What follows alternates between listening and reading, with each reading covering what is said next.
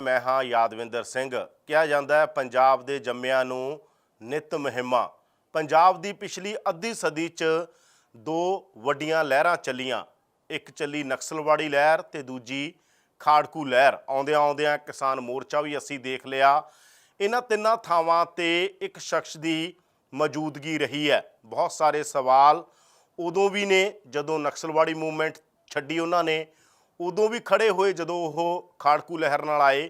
ਕਿਸਾਨ ਮੋਰਚੇ 'ਚ ਗਏ ਤਾਂ ਉਦੋਂ ਵੀ ਉਹਨਾਂ ਲਈ ਸਵਾਲਾਂ ਦੀ ਝੜੀ ਲੱਗ ਗਈ।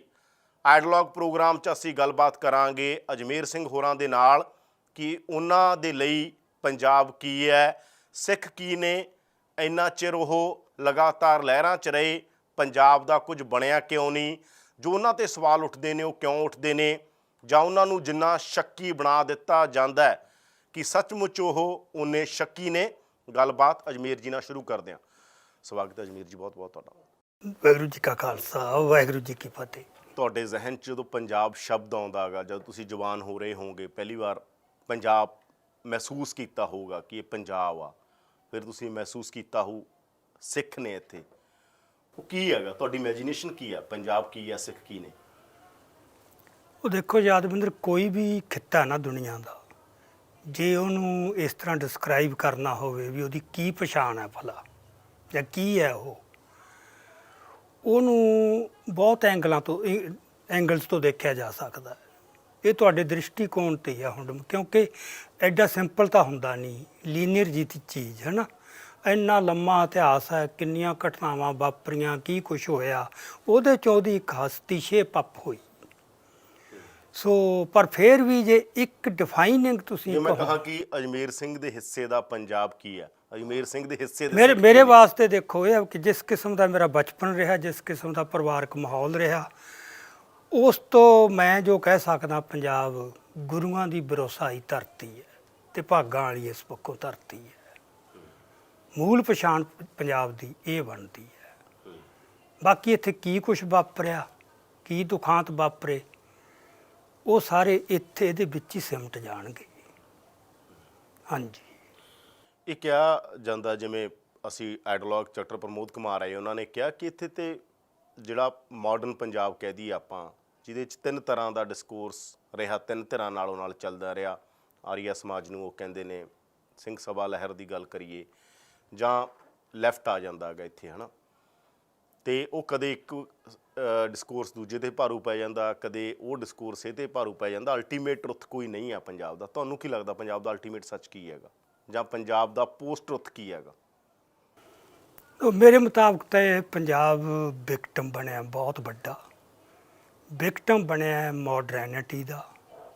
ਮੋਡਰਨਿਟੀ ਕੋਈ ਟੈਕਨੋਲੋਜੀ ਪੱਖੋਂ ਨਹੀਂ, ਐਪਿਸਟੀਮੋਲੋਜੀ, ਜੋ ਥਾਟ ਸਿਸਟਮ ਆਇਆ ਨਾ, ਜੋ ਪੱਛਮ ਨੇ ਇੱਕ ਆਪਦੀ ਗਿਆਨ ਪ੍ਰਬੰਧ ਰਚਿਆ, ਨੌਲੇਜ ਪ੍ਰੋਡਿਊਸ ਕੀਤੀ, ਬਾਡੀ ਆਫ ਨੌਲੇਜ, ਉਹ ਇੱਥੇ ਜਿਹੜਾ ਇੱਥੋਂ ਦਾ ਇੰਟੈਲੀਜੈਂਸੀ ਹੈ, ਉਹਨੇ ਉਹ ਇੰਟਰਨਲਾਈਜ਼ ਕੀਤੀ ਹੈ। ਇਹਦੀ ਜਿਹੜੀ ਵੀ ਪ੍ਰੋਬਲਮ ਲੈ ਲਓ ਅੱਜ, ਕੋਈ ਵੀ, ਉਹਦੀ ਜੜ ਤੁਹਾਨੂੰ ਜਾ ਕੇ ਉੱਥੇ ਮਿਲ ਜਾਣੀ ਹੈ। ਭਾਵੇਂ ਲੈਫਟ ਸਿੱਖ ਡਿਵਾਈਡ ਹੈ, ਭਾਵੇਂ ਹਿੰਦੂ ਸਿੱਖ ਡਿਵਾਈਡ ਹੈ, ਭਾਵੇਂ ਸਿੱਖ ਲਹਿਰ ਦਾ ਜੋ ਅੱਜ ਹਾਲਤ ਹੈ, ਉਹ ਸਾਰਿਆਂ ਦੀ ਕਿਤੇ ਨਾ ਕਿਤੇ ਜੜ ਉਹ ਇੱਥੇ ਪਈ ਹੈ।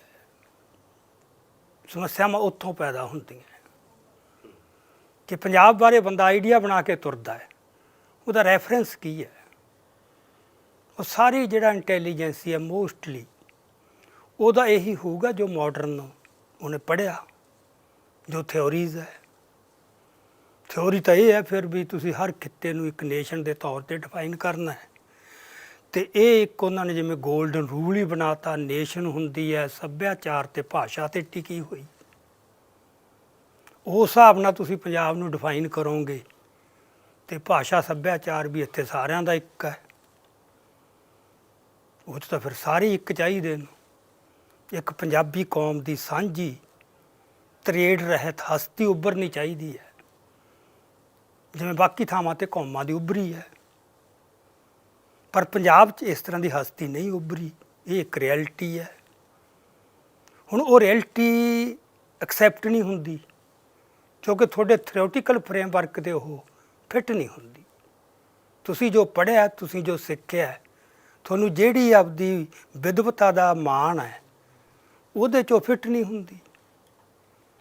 ਸੋ ਫਿਰ ਇਹ ਹੈ ਕਿ ਰਿਐਲਿਟੀ ਨੂੰ ਛੱਡੋ, ਹੁੰਦਾ ਐਂ ਆ ਤੇ ਚਾਹੀਦਾ ਐਂ ਆ। ਇਹ ਉਸ ਤਰ੍ਹਾਂ ਹੀ ਹੈ ਜਿਵੇਂ ਇਹ ਕਹੋ ਵੀ ਤੁਸੀਂ ਜੁੱਤੀ ਬਣਾਉਣੀ ਹੈ ਨਾ, ਇੱਕ ਤਾਂ ਇਹ ਪਹਿਲਾਂ ਪੈਰ ਦਾ ਨਾਪ ਦਿਓ, ਉਹਦੇ ਨਾਪ ਦੀ ਜੁੱਤੀ ਬਣਾਓ।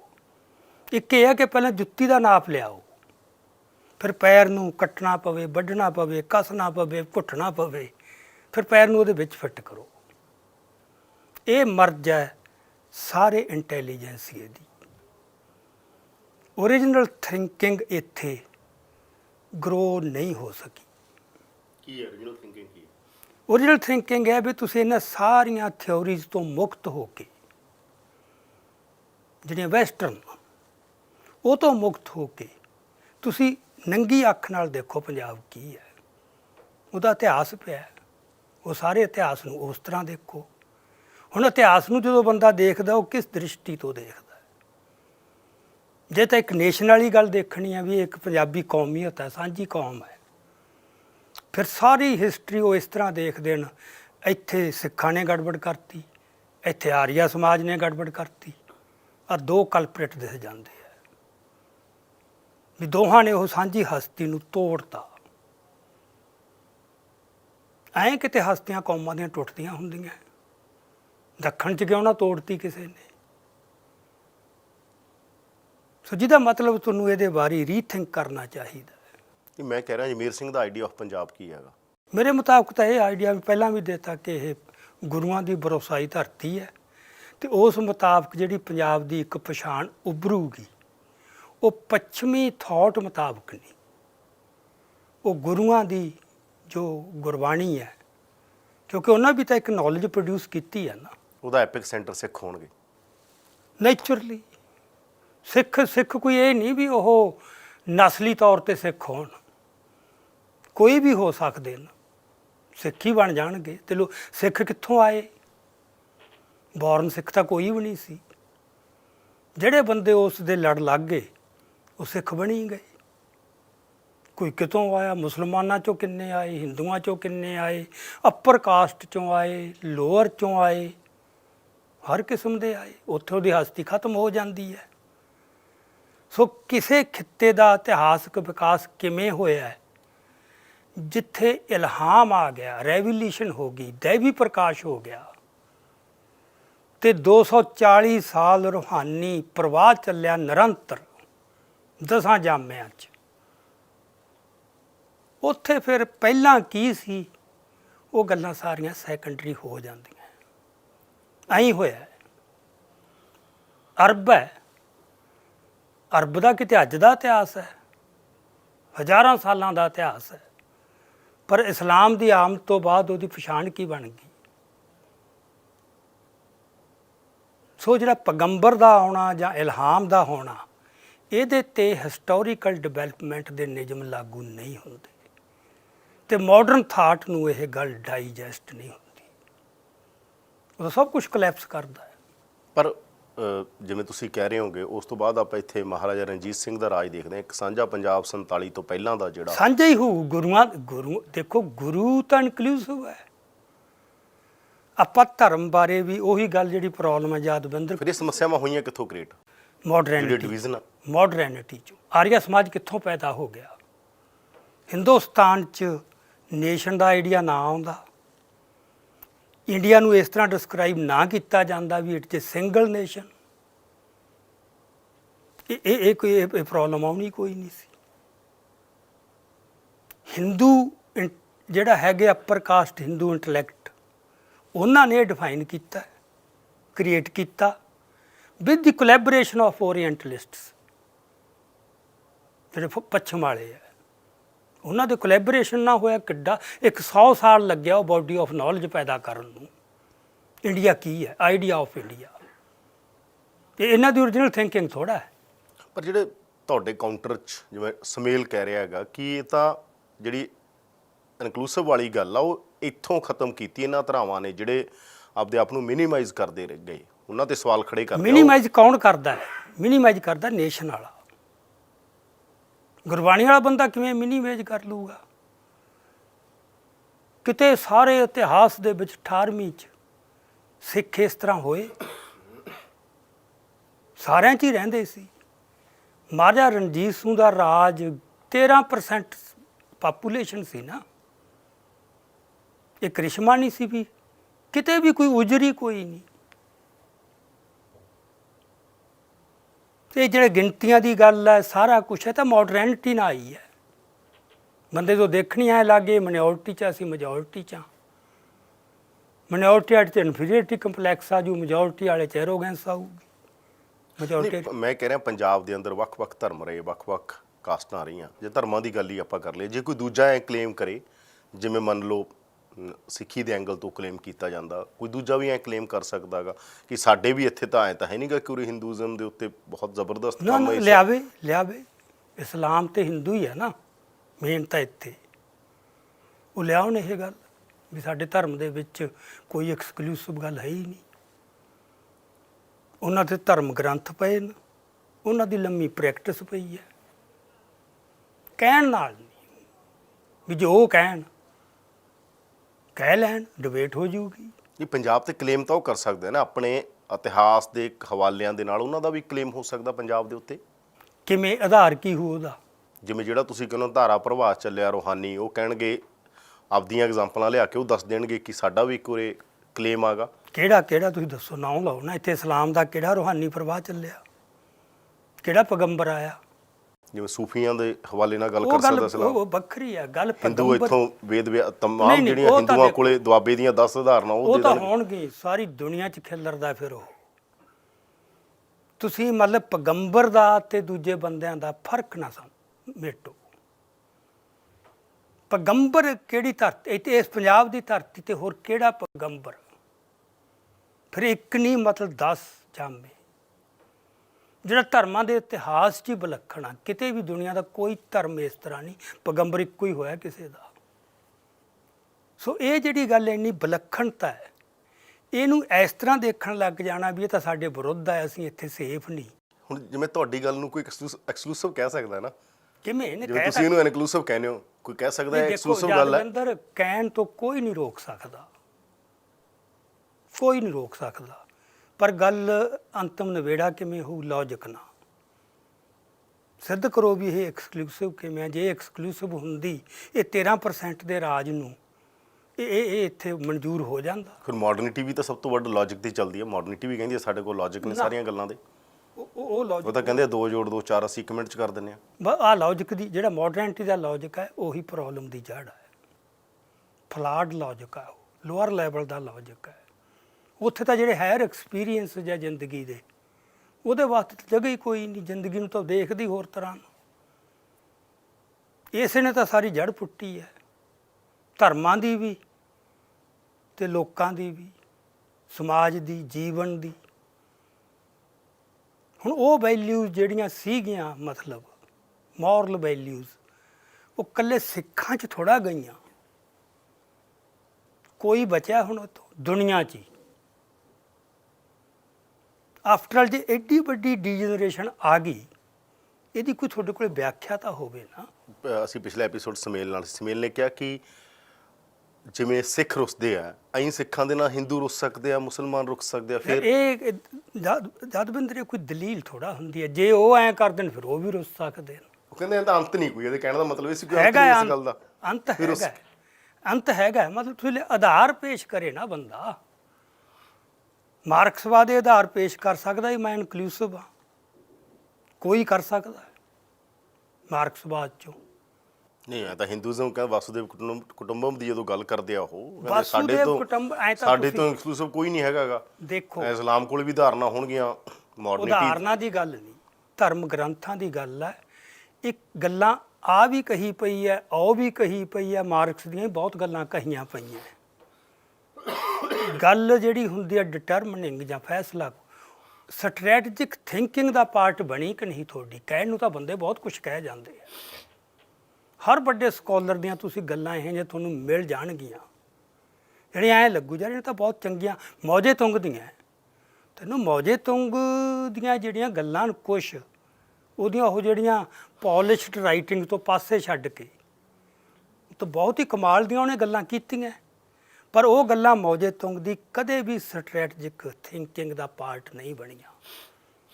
ਇਸ ਕਰਕੇ ਪ੍ਰੈਕਟਿਸ ਨਹੀਂ ਉਹਦੇ ਮੁਤਾਬਕ ਚੱਲੀ।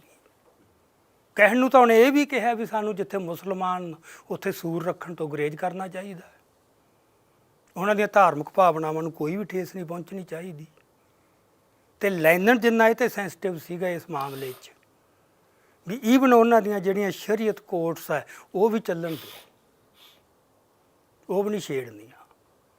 ਇਹ ਸਾਰੀਆਂ ਗੱਲਾਂ ਬੰਦਿਆਂ ਦੇ ਸੀ ਥਿੰਕਿੰਗ ਦਾ ਪਾਰਟ, ਪਰ ਸਟ੍ਰੈਟਜਿਕ ਥਿੰਕਿੰਗ ਦਾ ਪਾਰਟ ਨਹੀਂ, ਜਿੱਥੋਂ ਬੰਦੇ ਦੀ ਪ੍ਰੈਕਟਿਸ ਨਿਕਲਣੀ ਹੈ।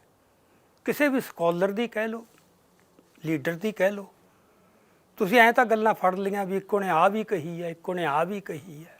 ਮਾਡਰਨ ਸਟੇਟ ਦਾ ਤਾਂ ਪੂਰਾ ਖਾਕਾ ਵੈਸੇ ਸਭ ਨੂੰ ਖੁਸ਼ ਰੱਖਣ ਦਾ ਨਾ ਕਲੇਮ ਕਰਕੇ ਯੂਰਪ ਬਹੁਤ ਸਾਰੀਆਂ ਥਾਵਾਂ ਤੇ ਤਾਂ ਉਹਨਾਂ ਨੇ ਕੀਤਾ ਪ੍ਰੈਕਟਿਸ ਦੇ ਅੰਦਰ ਕੌਣ ਕਹਿੰਦਾ ਕਿਸ ਵੀ ਕੀਮਤ ਤੇ? ਅਸੀਂ ਸੈਕੂਲਰ ਹਾਂ, ਅਸੀਂ ਸਭ ਨੂੰ ਕਿਸੇ ਇੱਥੇ ਕੋਈ ਧਰਮ ਦਾ ਮਸਲਾ ਨਹੀਂ, ਇੱਥੇ ਕੋਈ ਜਾਤਾਂ ਦਾ ਮਸਲਾ ਨਹੀਂ। ਕਲੇਮ ਦੇ ਅੰਦਰ ਉਹ ਥੋੜਾ ਕੋਸ਼ਿਸ਼ ਵੀ ਕਰਦੇ ਆ ਕਰਨ ਦੀ, ਉਹ ਵੱਖਰੀ ਗੱਲ। ਤਾਂ ਕੋਈ ਵੀ ਸਟੇਟ ਜਿਵੇਂ ਮੰਨ ਲਓ ਜਿਹੜਾ ਆਈਡੀਆ ਤੁਸੀਂ ਕਹਿੰਦੇ ਜਦੋਂ ਸਟੇਟ ਬਣੂਗੀ ਜਾਂ ਜਦੋਂ ਉਹਨਾਂ ਦੇ ਇਸ ਦਾਅਵੇ ਨੂੰ ਹਕੀਕਤ ਦੀ ਰੌਸ਼ਨੀ 'ਚ ਪਰਖੋ। ਯਹੂਦੀਆਂ ਪ੍ਰਤੀ ਇਨਕਲੂਸਿਵ ਹੋਇਆ ਕੋਈ ਵੀ ਸਟੇਟ ਪੱਛਮੀ ਯੂਰਪ ਦੀ, ਜਿੱਥੇ ਸਭ ਤੋਂ ਸਿਵਲਾਈਜੇਸ਼ਨ ਦੀ ਜਨਮ ਭੂਮੀ ਗੜ੍ਹ ਹੋਈ, ਕਿਤੇ ਵੀ ਹੋਰ ਕਿਹੜਾ ਧਰਮ ਸੀ ਉਦੋਂ ਉੱਥੇ? ਇਸਲਾਮ ਪ੍ਰਤੀ ਹੋਈ। ਹੁਣ ਤਾਂ ਅੱਜ ਤੋਂ 15 ਸਾਲ ਪਹਿਲਾਂ ਤਾਂ ਕੋਈ ਇਹ ਕਹਿ ਸਕਦਾ ਸੀ, ਅੱਜ ਵੀ ਕਹਿ ਸਕਦਾ ਕੋਈ ਫਰਾਂਸ ਤੇ ਜਰਮਨੀ ਬਾਰੇ। ਉਦੋਂ ਵੱਧ ਤਾਂ ਕੋਈ ਨਹੀਂ ਨਾ ਡਿਵੈਲਪਡ ਜਾਂ ਸਿਵਲਾਈਜ਼ਡ। ਕਿੰਨੀ ਇੰਟੋਲਰੈਂਸ ਹੈ ਆ ਸਿੱਖਾਂ ਪ੍ਰਤੀ ਵੀ, ਸਿੰਬਲਸ ਪ੍ਰਤੀ। ਐਡਾ ਖਤਰਾ ਖੜਾ ਹੋ ਗਿਆ, ਮੰਨ ਲਓ ਜੇ ਕੋਈ ਬੰਦਾ ਜੂੜਾ ਕਰਕੇ ਆ ਗਿਆ ਸਕੂਲ 'ਚ ਬੱਚਾ, ਵੀ ਪਤਾ ਨਹੀਂ ਸਾਡਾ ਕੀ ਹਿੱਲ ਜੂ। ਇਨਸਿਕਿਉਰਿਟੀ ਨੇਸ਼ਨ ਸਟੇਟ ਦੀ ਜਨਮਜਾਤ ਹੈ। ਇਹ ਤਾਂ ਮੰਨ ਲਓ ਜਿਵੇਂ ਇੱਕ ਮਾਡਲ ਬਣੇ ਹੋਏ ਨੇ, ਬਣਦੇ ਮਾਡਲਾਂ 'ਚ ਬਹੁਤ ਸਾਰਾ ਸਮੱਸਿਆ। ਮੰਨ ਲਓ ਇਹੋ ਜਿਹਾ ਮਾਡਲ ਜਿਵੇਂ ਤੁਸੀਂ ਕਹਿ ਰਹੇ ਹੋ ਬਣ ਜੇ, ਇੱਕ ਸਟੇਟ ਬਣ ਜੇ, ਜਾਂ ਤੁਸੀਂ ਕਹਿ ਰਹੇ ਹੋ ਕਿ ਸਾਡੀ ਤੇ ਨੇਸ਼ਨ ਸਟੇਟ ਨਹੀਂ ਹੋਊਗੀ, ਰਵਾਇਤ 'ਚ ਉਹਦੀਆਂ ਚੀਜ਼ਾਂ ਆ ਜਾਣਗੀਆਂ ਮੰਨ ਲਓ, ਤਾਂ ਇਹ ਤਾਂ ਕਲੇਮ ਹੀ ਆ ਨਾ। ਬਾਅਦ 'ਚੋਂ ਇੱਥੇ ਹਿੰਦੂ ਭਾਈਚਾਰਾ ਵੀ ਹੈ, ਮੁਸਲਮਾਨ ਭਾਈਚਾਰਾ ਵੀ ਹੈ, ਬਾਅਦ 'ਚੋਂ ਇੰਨਾ ਇਨਕਲੂਸਿਵ ਅਤੇ ਇੰਨਾ ਪੂਰਾ ਜਸਟਿਸ ਹੋਊਗਾ ਉਹਦੇ 'ਚ, ਕਲੇਮ ਆ ਨਾ ਇਹ। ਜੇ ਨਹੀਂ ਹੋਊਗਾ ਉਹ ਕਲੇਮ ਝੂਠਾ ਪੈ ਜੂ। ਇਹ ਤਾਂ ਚੀਜ਼ਾਂ ਕਹਿਣ ਦੀਆਂ ਥੋੜਾ ਵੀ ਯਾਰ ਤੁਸੀਂ ਕਹਿਤਾ। ਫਾਰਚੂਨੇਟਲੀ ਜੇ ਸਿੱਖਾਂ ਕੋਲੇ ਮਹਾਰਾਜਾ ਰਣਜੀਤ ਸਿੰਘ ਦੇ ਰਾਜ ਦੀ ਉਦਾਹਰਨ ਨਾ ਹੁੰਦੀ, ਬਹੁਤ ਔਖਾ ਸੀ ਗੱਲ ਕਰਨੀ ਰਾਜ ਦੀ। ਫਾਰਚੂਨੇਟਲੀ ਹੋ, ਇਸੇ ਕਰਕੇ ਉਹਦਾ ਜਿਹੜਾ ਰੋਲ ਹੈ ਉਹ ਬਹੁਤ ਵੱਡਾ ਮਹਾਰਾਜੇ ਦਾ। ਉਹ ਤਾਂ ਆਈਕਨ ਬਣ ਗਿਆ, ਤਾਂ ਹੀ ਸਿੱਖ ਉਹਦੇ ਪ੍ਰਤੀ ਇੰਨੇ ਸੈਂਸਿਟਿਵ ਹੈ ਵੀ ਉਹਦੇ ਇਮੇਜ ਨੂੰ ਢਾਹ ਲਾਉਣ ਦੀ ਕਿੰਨੀ ਅੰਗਰੇਜ਼ਾਂ ਨੇ ਕਿੰਨੀ ਕੋਸ਼ਿਸ਼, ਤੈਨੂੰ ਪਤਾ ਨਹੀਂ ਕਿੰਨੀਆਂ ਕਿਤਾਬਾਂ ਲਿਖਾਈਆਂ ਵੀ ਜੇ ਇਹਨਾਂ ਨੂੰ ਕਾਬੂ ਕਰਨਾ ਮਹਾਰਾਜ ਦਾ ਸਿੰਬਲ ਭੰਨੋ। ਇਹ ਉਹਨਾਂ ਦੀ ਵੀ ਸੀ, ਸਾਰੇ ਮਾਡਰਨਿਸਟਾਂ ਦੀ ਹੈ। ਉੱਥੇ ਤਾਂ ਆ ਸੀ, ਉੱਥੇ ਤਾਂ ਆ ਸੀ, ਉਹਦੇ ਜਾਤੀ ਆਚਰਨ ਤੋਂ ਲੈ ਕੇ ਤੇ ਹੋਰ ਸਾਰਾ ਕੁਛ। ਸੋ ਉਹ ਜੇ ਸਾਡੇ ਕੋਲ ਸਿੱਖਾਂ ਕੋਲੇ ਨਾ ਹੁੰਦਾ ਤਾਂ ਬਹੁਤ ਔਖੀ ਸੀ ਇਹ ਗੱਲ ਕਰਨੀ ਅੱਜ ਦੀ ਦੁਨੀਆ 'ਚ। ਹੁਣ ਤਾਂ ਤੁਸੀਂ ਜਿਹੜਾ ਸਰਬਿਆ ਛਾਪਿਆ BBC ਨੇ, ਹੁਣ ਤਾਂ ਇਸ ਗੱਲ ਦੇ ਉੱਤੇ ਕੋਈ ਰੌਲਾ ਹੀ ਨਹੀਂ ਰਹਿ ਗਿਆ ਦੁਨੀਆ 'ਚ। ਸਾਰੀ ਦੁਨੀਆ ਮਤਲਬ ਉਹਨਾਂ ਨੇ ਤਾਂ ਕੱਢਤਾ ਵੀ ਐਡਾ ਵਧੀਆ ਰਾਜ ਕਿਸੇ ਦਾ ਵੀ ਨਹੀਂ ਸੀਗਾ। ਉਸ ਮੌਕੇ ਮੱਧ ਯੁੱਗ ਦੀਆਂ ਗੱਲਾਂ ਇਹ। ਇੱਕ ਸਦੀ ਸਿੱਖਾਂ ਤੇ ਇੰਨਾ ਜ਼ੁਲਮ ਹੋਇਆ ਹੋਵੇ, ਚੌਂਕਾਂ 'ਚ ਬੱਚੇ ਹੈ ਨਾ ਕੱਟ ਗਲਾਂ 'ਚ ਹਾਰ, ਮਤਲਬ ਕੀ ਕੁਛ ਨਹੀਂ ਹੋਇਆ। ਉਦੋਂ ਬਾਅਦ ਤੁਹਾਡੇ ਹੱਥ 'ਚ ਤਾਕਤ ਆ ਜੇ ਤੇ ਤੁਹਾਡੇ 'ਚ ਇੱਕ ਵੀ ਇੰਸੀਡੈਂਟ ਵੈਂਜੀਐਂਸ ਦੀ ਇੱਕ ਵੀ, ਇਹ ਕਿਹੜੀ ਗੱਲ ਨੇ ਲਿਆਂਦੀ? ਇਹ ਕਿਸੇ ਸਿਧਾਂਤ ਨੇ ਲਿਆਂਦੀ? ਇਹ ਗੁਰਬਾਣੀ ਦੀ ਕਿਰਪਾ ਸੀ। ਕਿਤੇ ਨਾ ਕਿਤੇ ਉਦੋਂ ਉਹਨਾਂ 'ਚ ਗੁਰਬਾਣੀ ਦਾ ਅਸਰ ਸੀਗਾ। ਜੇ ਗੱਲ ਇੰਨੀ ਅਹਿਮ ਆ ਤਾਂ ਫਿਰ ਇਹ ਦੁਬਾਰਾ ਕਿਉਂ ਕਹਿੰਦੇ ਨੇ ਹਿਸਟਰੀ ਰਿਪੀਟ ਇਟਸੈਲਫ? ਬਹੁਤ ਸਾਰੀਆਂ ਕੋਸ਼ਿਸ਼ਾਂ ਪੰਜਾਬ 'ਚ ਹੋਈਆਂ, ਬਹੁਤ ਸਾਰਾ ਕੁਛ ਮਤਲਬ ਇੱਕ ਥਾਟ ਰਿਹਾ ਸਿੱਖਾਂ ਦਾ, ਸਿੱਖ ਹੋਮਲੈਂਡ ਤੋਂ ਲੈ ਕੇ 1930 ਦੇ ਅੰਦਰ ਹੈ ਨਾ, ਉਹ ਤੋਂ ਬਾਅਦ ਲਗਾਤਾਰ ਇਹ 'ਤੇ ਗੱਲਾਂ ਹੁੰਦੀਆਂ ਰਹੀਆਂ ਨੇ ਪੰਜਾਬੀ ਕੌਮ ਦੀਆਂ, ਸਿੱਖ ਕੌਮ ਦੀਆਂ। ਕੋਈ ਗੱਲ ਪ੍ਰੈਕਟੀਕਲੀ ਸ਼ੇਪ ਕਿਉਂ ਨਹੀਂ ਲੈ ਸਕੇ? ਦੇਖੋ, ਇੱਕ ਤਾਂ ਜਿਹੜਾ ਕਲਿਸ਼ੇ ਹੈ ਨਾ ਵੀ history repeats itself, it is not absolute. ਠੀਕ ਹੈ, ਕੁਝ ਗੱਲਾਂ ਕਿਸੇ ਮੌਕੇ ਇਤਿਹਾਸ 'ਚ ਵਾਪਰ ਗਿਆ, ਮੁੜ ਕੇ ਨਹੀਂ ਵਾਪਰਦੀਆਂ। ਦੂਜਾ, ਇਨ ਬਿਨ ਇਤਿਹਾਸ ਰਿਪੀਟ ਨਹੀਂ ਕਰੂਗਾ ਕਿਤੇ ਵੀ, ਇਹ ਪੋਸੀਬਲ ਹੀ ਨਹੀਂ। ਹਾਲਤਾਂ ਕਿੰਨੀਆਂ ਬਦਲ ਜਾਂਦੀਆਂ। ਗੱਲ ਇਹ ਹੈ ਵੀ ਸਿੱਖਾਂ ਦਾ ਦਾਅਵਾ ਕਿਸ ਗੱਲ ਤੇ ਬੇਸਡ ਆ? ਉਹ ਦਾਅਵੇ ਦਾ ਆਧਾਰ ਹੈ ਕੋਈ? ਦਾਅਵੇ ਦਾ ਆਧਾਰ ਹੈ ਜਿੰਨਾ ਚਿਰ ਉਹ ਦਾਅਵਾ ਕਾਇਮ ਹੈ, ਜਿੰਨਾ ਚਿਰ ਗੁਰਬਾਣੀ ਕਾਇਮ ਹੈ, ਜਿਹੜੀ ਜੁੱਗੋ ਜੁੱਗੋ ਟੱਲ ਮੰਨਦੇ ਆ, ਉਹਨਾਂ ਚਿਰ ਇਹ ਸੁਭਾਵਨਾ ਪਈ ਰਹਿਣੀ ਹੈ। ਇਹ 100 ਸਾਲ ਲੱਗ ਜੇ, 200 ਸਾਲ ਲੱਗ ਜੇ, ਜੋ ਆਪਾਂ ਹਿਸਟਰੀ ਰਿਪੀਟ ਕਹਿੰਦੇ ਆ ਨਾ, ਉਹਦਾ ਕੋਈ ਸਪੈਨ ਥੋੜ੍ਹਾ ਹੈ। ਇਤਿਹਾਸ ਦੀ ਤਾਂ ਬਹੁਤ ਲੰਬਾ ਕੰਮ ਹੈ। ਹੋ ਸਕਦਾ ਕਦੋਂ ਤੱਕ ਜੂਝਣਾ ਪੈ ਜੇ, ਪਰ ਸਿੱਖਾਂ ਨੇ ਇਹ ਸਟੈਮਨਾ ਦਿਖਾਇਆ। ਆ ਜਿਹੜੀ ਅੱਜ ਦੀ ਜਨਰੇਸ਼ਨ ਹੈ, ਮਤਲਬ ਤੁਹਾਨੂੰ ਸਰਸਰੀ ਨਜ਼ਰ ਨਾਲ ਇਹ ਲੱਗਦਾ ਸੀ ਵੀ ਗਈ ਗੱਲ, ਨਾ ਕਿਸੇ ਦਾ ਸਰੂਪ, ਨਸ਼ਿਆਂ ਵਾਲੇ ਸਭ ਕੁਛ, ਮਤਲਬ ਕਿਸੇ ਐਂਗਲ ਤੋਂ ਵੀ ਨਹੀਂ ਲੱਗਦਾ ਵੀ ਇਹਨਾਂ 'ਚ ਕੋਈ ਸਿੱਖੀ ਦੀ ਸਪਿਰਿਟ ਬਚੀ ਹੋਊਗੀ। ਕਿੰਨੇ ਲੱਚਰ ਗਾਣੇ ਚੱਲੇ ਨੇ, ਕਿੰਨੇ ਨਸ਼ੇ ਚੱਲੇ ਨੇ, ਕੀ ਕੁਛ ਨਹੀਂ ਚੱਲਿਆ।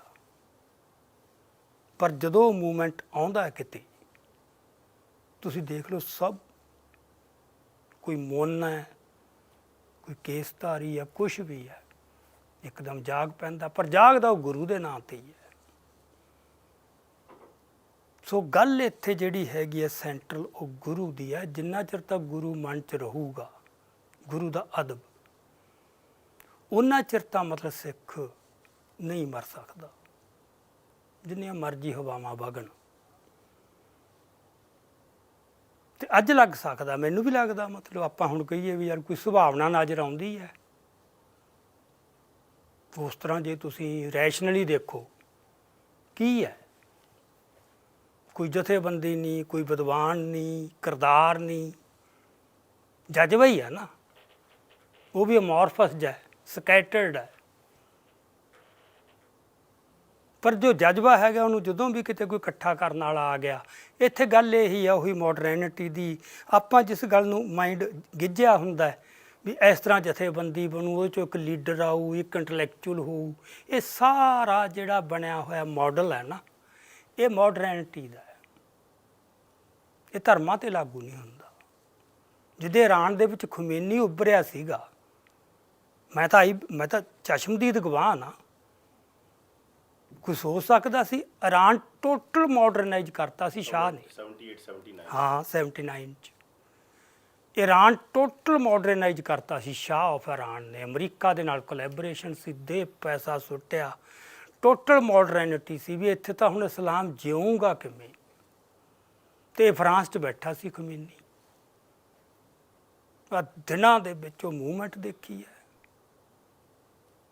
ਐਡਾ ਵੱਡਾ ਉਭਾਰ, ਗਲੀਆਂ 'ਚ ਮੈਂ ਹੜ੍ਹ ਹੀ ਆ ਗਏ ਹੁੰਦੇ ਲੋਕਾਂ ਦੇ। ਬਸ ਇਹ ਤਾਂ ਉੱਥੇ ਹੀ ਬੈਠਾ ਸੀ, ਉੱਥੋਂ ਬਾਅਦ 'ਚ ਆਇਆ ਜਦੋਂ ਐਨ ਰੈਵੋਲੂਸ਼ਨ ਹੋ ਗਿਆ। ਸੋ ਜਿਹੜੀ ਗਿਆਨ ਪ੍ਰਬੰਧ ਉਸ ਨੂੰ ਸਮਝ ਨਹੀਂ ਸਕਿਆ ਵੀ ਉਹ ਕਿੱਥੋਂ ਆ ਗਿਆ ਯਾਰ, ਕਿਸੇ ਨੇ ਨਹੀਂ ਸੀ ਸੋਚਿਆ। ਪਰ ਉਹਨੂੰ ਵੀ ਤਾਂ ਉਦੋਂ ਬਾਅਦ ਕੋਈ ਅਲਟੀਮੇਟ, ਉਹਦੀ ਬਹੁਤ ਆਲੋਚਨਾ ਹੋਈ ਹੈਗੀ, ਮਤਲਬ ਇਸਲਾਮਿਕ ਕ੍ਰਾਂਤੀ ਦੀ। ਉਸ ਤੋਂ ਬਾਅਦ ਉਹਦੇ ਬਹੁਤ ਸਾਰੇ ਫੇਲਿਅਰ ਹੋਊਗੀ। ਜੋ ਟੋਟਲ ਜਿਸ এনवायरमेंट 'ਚ ਅੱਜ ਜਿਉਣਾ ਪੈ ਰਿਹਾ ਨਾ, ਇਹ ਸਿੱਖਾਂ ਵਾਸਤੇ ਹੀ ਬਹੁਤ ਚੈਲੰਜ। ਉਹ ਖਮੇਨੀ ਦੀ ਕਿੰਨੀ ਵੱਡੀ ਆਲੋਚਨਾ ਹੋਈ ਹੈਗੀ। ਨਹੀਂ, ਇਕੱਲੇ ਖਮੇਨੀ ਦੀ ਨਹੀਂ, ਧਰਮ ਅੱਜ ਜਿਹੜਾ ਅੱਜ ਧਰਮ 'ਤੇ ਚੱਲ ਕੇ ਤੁਸੀਂ ਆਪਦੀ ਇੱਕ ਵੈਲਿਡਿਟੀ ਸਾਬਤ ਕਰੋ, ਇਟਸ ਵੈਰੀ ਚੈਲੰਜਿੰਗ। ਸਾਰਾ ਐਟਮੋਸਫੀਅਰ ਤਾਂ ਜ਼ਹਿਰੀਲਾ ਹੈ, ਆਲੇ ਦੁਆਲੇ ਇਰੋਜਨ ਕਿੰਨੀ ਹੈ, ਧਰਮਾਂ ਦੀ ਇਰੋਜਨ ਕਿੰਨੀ ਹੋਈ ਹੈ। ਇਹ ਮਾਡਰਨਿਟੀ ਦੀ ਗੜਬੜੇ ਹੀ ਇਹਨੇ ਕੋਈ ਨਹੀਂ ਬਖਸ਼ਿਆ। ਜਦੋਂ ਧਰਮ ਨੂੰ ਡਿਫਾਈਨ ਹੀ ਐ ਕਰਤਾ, ਸਿੱਖਾਂ ਦਾ ਕਿੱਡਾ ਵੱਡਾ ਹਿੱਸਾ ਉਹ ਬਾਈ ਕਰੀ ਫਿਰਦਾ। ਧਰਮ ਕੀ ਹੈ? ਸਾਡਾ ਧਰਮ ਕੀ ਹੈ?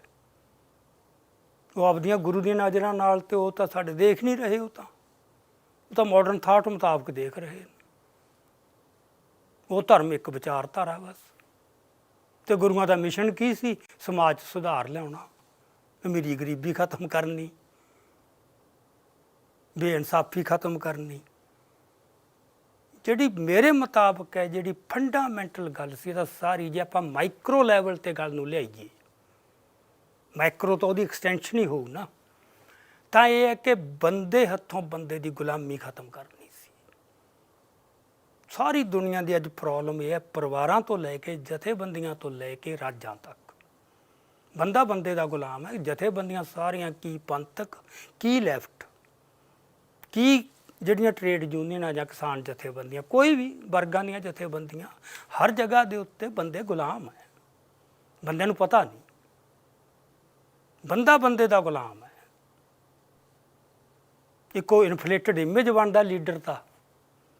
ਉਹ ਜਜ਼ਬਾ ਬੜਾ ਪਵਿੱਤਰ ਹੁੰਦਾ। ਜਦੋਂ ਕੋਈ ਵੱਡੀ ਲਹਿਰ ਦੇਖੀ ਹੈ, ਮੈਂ ਬਰਗਾੜੀ ਵਾਲੀ ਦੇਖੀ ਹੈ ਨਾ, ਉਹ ਸਰਬੱਤ ਖਾਲਸਾ ਦੇਖਿਆ, ਉਦੋਂ ਪਹਿਲਾਂ ਵੀ ਦੇਖੀਆਂ, ਧਰਮ ਯੁੱਧ ਮੋਰਚਾ ਦੇਖਿਆ, ਬੜਾ ਕੁਝ ਦੇਖਿਆ। ਮਤਲਬ ਜਦੋਂ ਐਡਾ ਵੱਡਾ ਉਭਾਰ ਉੱਠਦਾ ਨਾ ਯਾਦਵਿੰਦਰ, ਜਿਹੜਾ ਲੋਕਾਂ ਦਾ ਜਜ਼ਬਾ ਬਹੁਤ ਪਵਿੱਤਰ ਹੁੰਦਾ, ਹੁਣ ਵੀ ਕਿਸਾਨ ਮੂਵਮੈਂਟ ਦੇ ਵਿੱਚ ਵੀ।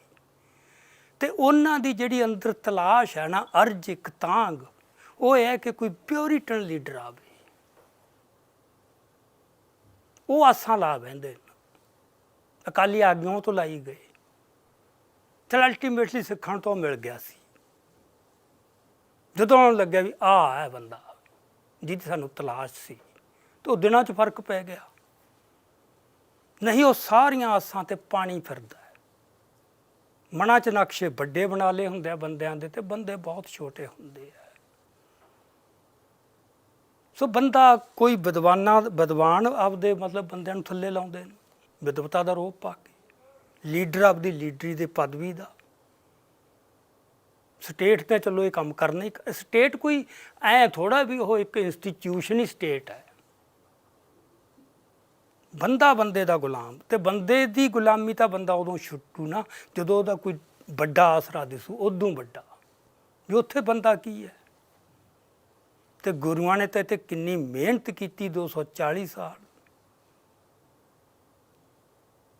ਸਮਰੱਥ ਬਣਾਇਆ, ਜਿੱਥੇ ਸੰਗਤ 21 ਵਿਸਵੇ। ਉਹ ਸੰਗਤ ਐਂ ਨਹੀਂ ਵੀ ਚਲੋ ਸਿੱਖ ਬੈਠੇ ਨੇ ਗੁਰਦੁਆਰਾ 'ਤੇ ਬਸ।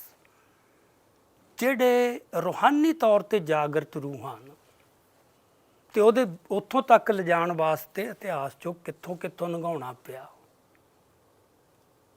ਸਰਬੰਸ ਵਾਰ ਕੇ ਫਿਰ ਗੁਰੂ ਸਾਹਿਬ ਨੇ ਜਿਹੜਾ ਚਮਕੌਰ ਦੀ ਗੜੀ 'ਚ 5 ਸਿੰਘਾਂ ਨੂੰ ਉਹ ਰੁਤਬਾ ਦਿੱਤਾ ਗੁਰੂ ਦਾ,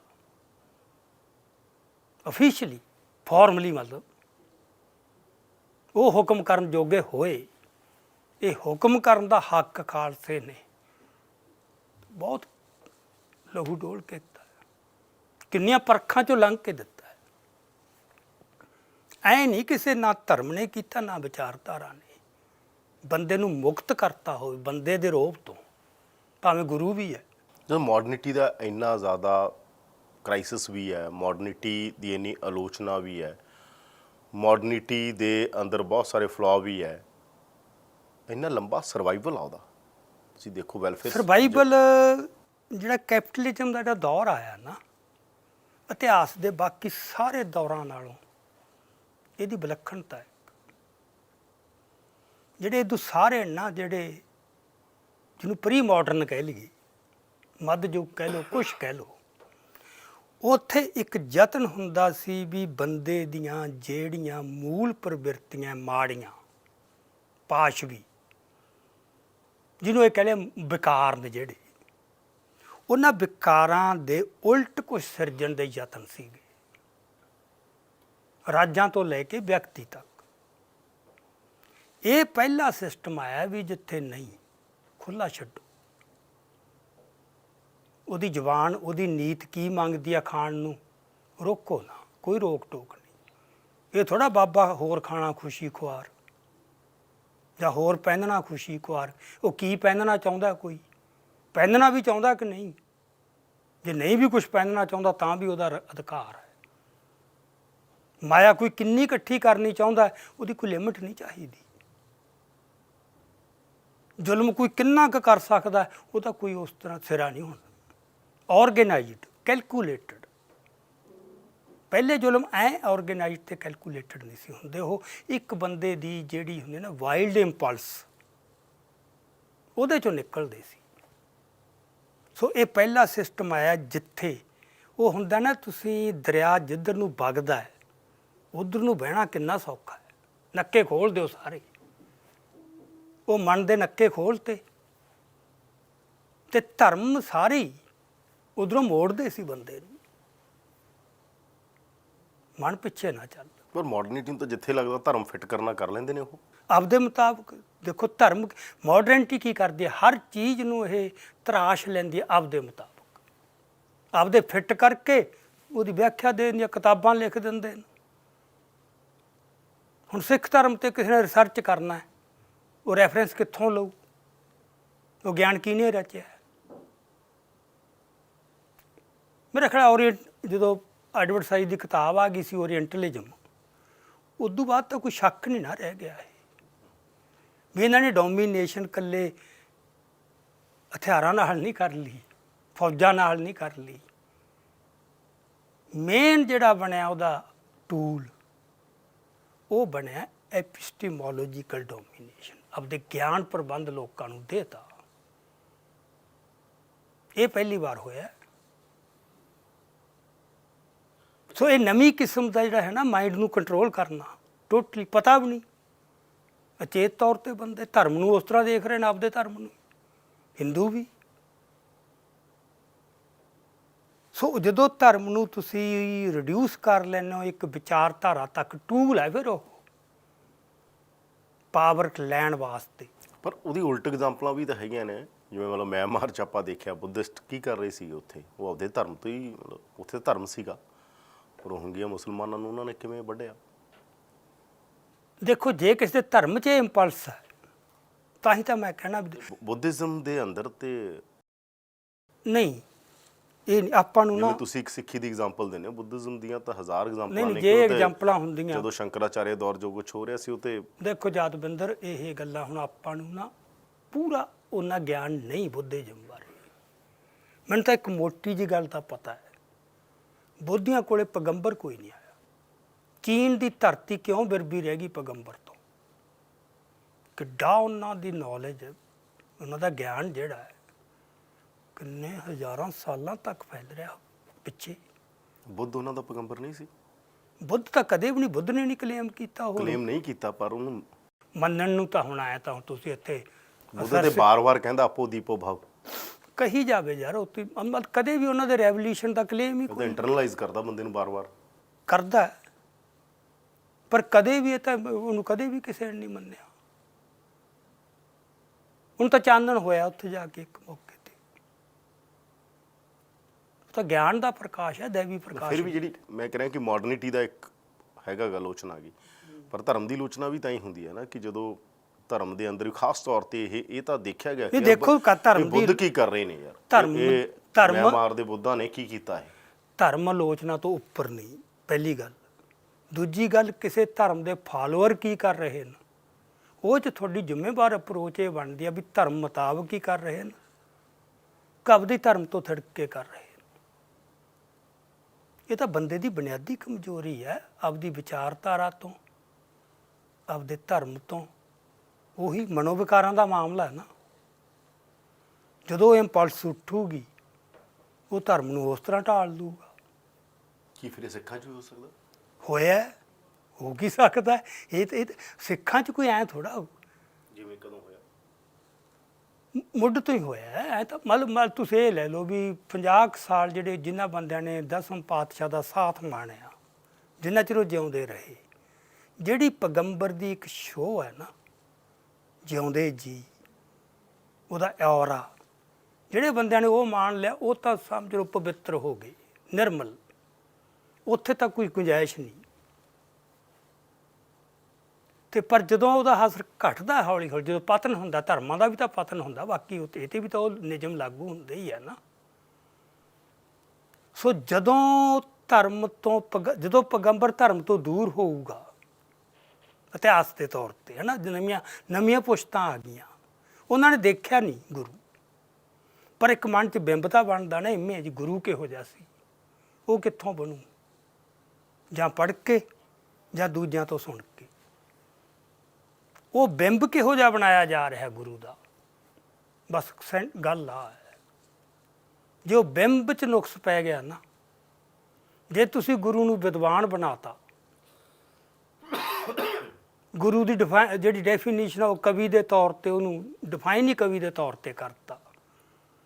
ਮੈਂ ਕਹਿੰਦਾ ਗੁਰੂ ਬਹੁਤ ਕੁਝ ਹੋ ਸਕਦਾ ਹੈ, ਵੱਡਾ ਸਟ੍ਰੈਟਜਿਸਟ ਵੀ ਹੋ ਸਕਦਾ ਹੈ। ਮਤਲਬ ਮੈਂ ਤਾਂ ਉੱਥੇ ਅਮਰੀਕਾ 'ਚ ਇੱਕ ਥਾਂ ਤੇ ਗਿਆ, ਬੱਚਿਆਂ ਦੇ ਕੈਂਪ ਲਾਉਂਦੇ ਨੇ, ਸਮਰ ਕੈਂਪ। ਉੱਥੇ ਜਿਹੜਾ ਬੰਦਾ ਮਤਲਬ ਸੀਗਾ, ਵਿਦਵਾਨ ਵੀ ਸੀ ਤੇ ਧਾਰਮਿਕ ਵੀ, ਸਭ ਕੁਝ ਸੀਗਾ। ਉਹ 5ਵੇਂ ਪਾਤਸ਼ਾਹ ਬਾਰੇ ਮੈਂ ਦੱਸ ਰਿਹਾ ਸੀ, ਉਹ ਬਹੁਤ ਵੱਡੇ ਟਾਊਨ ਪਲੈਨਰ ਸੀ। ਜਦੋਂ ਗੁਰੂ ਦੀ ਸਿਫਤ ਦੁਨਿਆਵੀ ਤੌਰ ਤੇ ਹੋਊ ਨਾ, ਦੁਨਿਆਵੀ ਸਿਫਤਾਂ ਵੀ ਤਾਂ ਗੁਰੂ 'ਚ ਹੈਗੀਆਂ ਹੀ ਹੈ, ਪਰ ਦੁਨਿਆਵੀ ਸਿਫਤਾਂ ਤਾਂ ਹਰ ਬੰਦੇ 'ਚ ਹੀ ਹੈ। ਜਦੋਂ ਆਪਾਂ ਕਹਿੰਦੇ ਗੁਰੂ ਦਾ ਸੰਨ ਹੀ ਨਹੀਂ ਹੋ ਸਕਦਾ, ਉਹ ਫਿਰ ਦੁਨਿਆਵੀ ਨਹੀਂ, ਕੁਛ ਦੈਵੀ ਹੈ। ਜਦੋਂ ਦੈਵੀ ਸੋਹਜ ਮਨਾਂ 'ਚੋਂ ਘਟੂ ਨਾ ਸਿੱਖ ਦੇ ਕਿਤੇ ਵੀ, ਸਿੱਖ ਗੁਰੂ ਤੋਂ ਦੂਰ ਹੋ, ਉਦੋਂ ਉਹਦਾ ਅਮਲ ਨੀਵੇਂ ਪੱਧਰ ਤੇ ਆਊ। ਆਇਆ ਇਤਿਹਾਸ 'ਚ ਅਨੇਕਾਂ ਉਦਾਹਰਨਾਂ ਕੀ, ਇਹ ਤਾਂ ਨੰਗੀ ਸੇ ਅੱਜ ਤੁਸੀਂ ਦੇਖ ਲਓ। ਮਾਡਰਨਿਟੀ ਵਾਂਗੂ ਜੇ ਕੋਈ ਰਾਜ ਹੋਵੇ, ਮੰਨ ਲਓ ਚਾਹੇ ਸਿੱਖਾਂ ਦਾ ਹੋਵੇ ਜਾਂ ਕਿਸੇ ਹੋਰ ਧਰਮ ਦਾ, ਉਹਦੇ 'ਚ ਵੀ ਜੇ ਦੈਵੀ ਨਹੀਂ ਹੋਊਗਾ ਉਹ ਤਾਂ ਮਾਡਰਨਿਟੀ ਵਰਗੇ ਹੋ ਜਾਊਗਾ। ਐਂ ਕਰੂ, ਇਹ ਜ਼ਰੂਰੀ ਹੈ ਦੈਵੀ ਤੱਤ। ਫਿਰ ਵੀ ਇੰਨੀ ਸਟਰਗਲ ਤੋਂ ਉੱਥੇ ਤੱਕ ਚੀਜ਼ ਲੈ ਕੇ ਜਾਣੀ ਹੈ, ਇਹਦੀ ਕੀ ਗਰੰਟੀ ਹੈ ਕਿ ਉਹ ਬੈਲੈਂਸ ਨਹੀਂ? ਗਰੰਟੀ ਇਹੀ ਹੈ, ਜੋ ਤੁਹਾਡੇ ਹੁਣ ਮੈਂ ਕੋਈ ਐਕਟ ਕਰ ਰਿਹਾ, ਮੈਂ ਗੁਰੂ ਤੋਂ ਕੋਈ ਪ੍ਰੇਰਨਾ ਲੈਣਾ ਨਾ, ਬੰਦੇ ਸਾਰੇ ਸਿੱਖ ਕਹੂ ਤਾਂ ਨਾ ਗੁਰੂ ਤੋਂ ਪ੍ਰੇਰਨਾ ਲੈਂਦੇ ਆ। ਉਹ ਗੁਰੂ ਦਾ ਉਹਦੇ ਮਨ 'ਚ ਇਮੇਜ ਕੀ ਹੈ? ਹੁਣ ਸਿੱਖਾਂ ਦਾ ਬਹੁਤ ਵੱਡੇ ਪ੍ਰਚਾਰਕਾਂ ਦਾ ਹਿੱਸਾ ਜਿਹੜਾ ਵੀ, ਉਹ ਗਿਆਨ ਬੜਾ ਸੀ ਉਹਨਾਂ ਕੋਲ, ਵਿੱਚ ਕੁਰਬਾਨੀ ਕਿਵੇਂ ਕੀਤੀ, ਦੇਖ ਲਓ ਕਿਹੋ ਜਿਹੀ ਹਾਲਤ ਸੀ। ਇਹ ਗੱਲਾਂ ਤਾਂ ਸਮਾਜ 'ਚ ਹੋਰ ਬਹੁਤ ਹੋਈਆਂ, ਕੁਰਬਾਨੀਆਂ ਬਹੁਤ ਹੋਈਆਂ, ਬਹਾਦਰੀਆਂ ਬਹੁਤ ਹੋਈਆਂ। ਗੱਲ ਜੋ ਗੁਰੂ ਦੀ ਸਿਫਤ ਆ, ਉਹ ਗੁਰੂ ਦੀ ਸਿਫਤ ਹੈ। ਉਹ ਤੁਸੀਂ ਉਹ ਦੈਵੀ, ਜਦੋਂ ਉਹ ਸੋਹਜ ਘਟੀ ਜਾ ਰਿਹਾ ਨਾ, ਸਾਡਾ ਹੁਣ ਜਿਹੜਾ ਪ੍ਰਚਾਰ ਚੱਲ ਰਿਹਾ ਸਿੱਖੀ ਦਾ, ਉਹਦੇ 'ਚ ਗੁਰੂ ਦਾ ਦੈਵੀ ਸੋਹਜ ਘਟ ਰਿਹਾ।